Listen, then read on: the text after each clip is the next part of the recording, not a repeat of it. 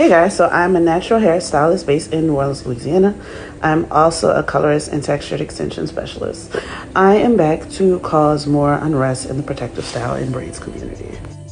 But all jokes aside, this client went to Africa. She just came back from her trip, and I want to show you guys, look at the water. Look how dirty her box braids are.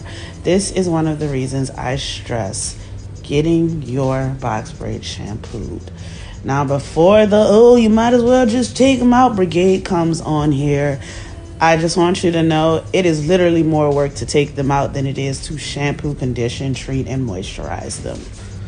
This client also has seborrheic dermatitis, and she is a stickler for keeping her scalp clean, which I absolutely love about her. But I want you guys to see the difference in the water before I shampooed and treated and after.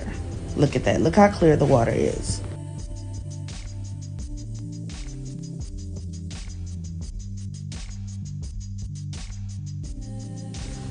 So the next step is to apply a leave-in conditioner. Check the comments for the names for the products as well. I'm going to foam her down before I put her under the dryer, and this is the finished results. FYI, I am not a braider. I just shampoo and treat my membership clients. If you love this, drop a fire emoji, and I'll see you in the comments.